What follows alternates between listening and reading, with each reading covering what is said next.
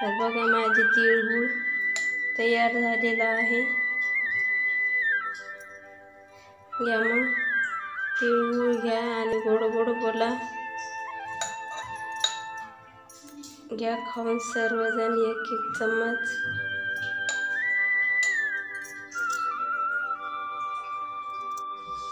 भोगीच्या सर्वांना खूप खूप साऱ्या शुभेच्छा।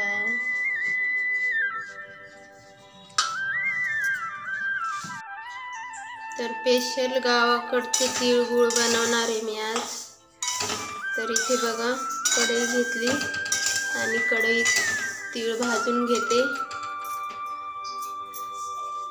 बारीक गॅसवरती।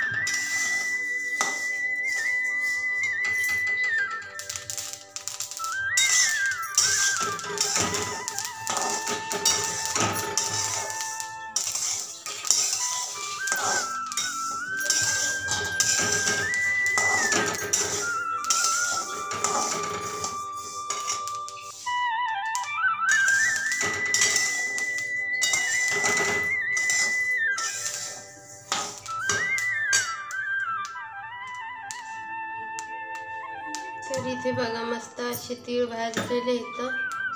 तर मी गॅस केला बंद। तर एका परातीत ओतून घेते।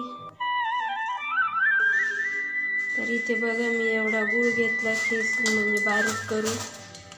अर्धा किलो तीळ येतं तर पावभर गूळ घेतला।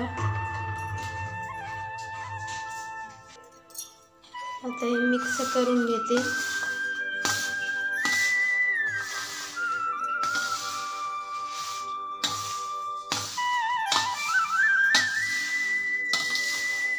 गावाला एवढा हे नसतं, टाईम नसतो लाडू वगैरे करायचं। घेतात तीळ आणि गुळ आणि कुटतात आणि खाऊन घेतात। तर तशीच सवय पडली, हे खाल्ल्याशिवाय तीळ खाल्ले म्हणून वाटतच नाही।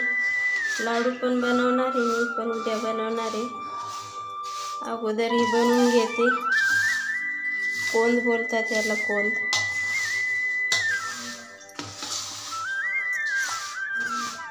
तर बघा आता हे मी मिक्स करून घेतलं।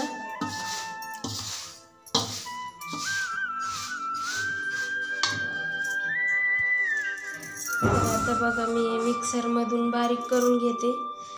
गावाला ते मोठा खलबत्ता असतो ना त्याच्यात कुटून घेतात, त्याची चव काही वेगळीच लागते। पण आपल्याकडं कुठं खलबत्ता, तर इथं मी मिक्सरमध्ये बारीक करून घेते।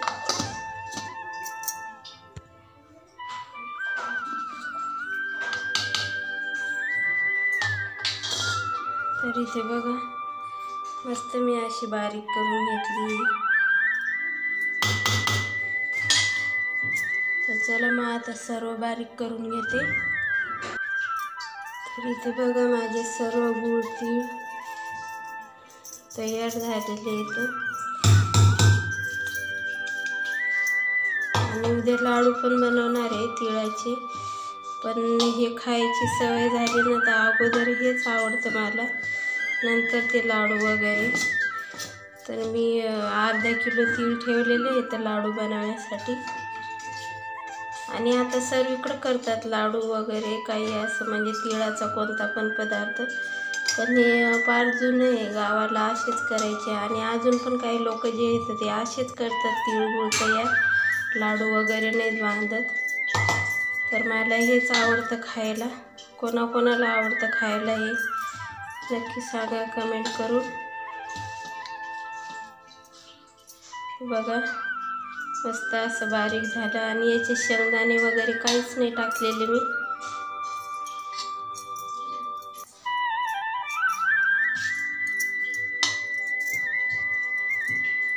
तर हे बघा मस्त तिळगुळ तयार झालेले आहे।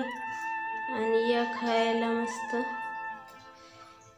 तिळगुळ घ्या आणि गोड गोड बोला। आणि कसा वाटला व्हिडिओ नक्की सांगा। आवडला तर लाईक करा, सबस्क्राईब करा।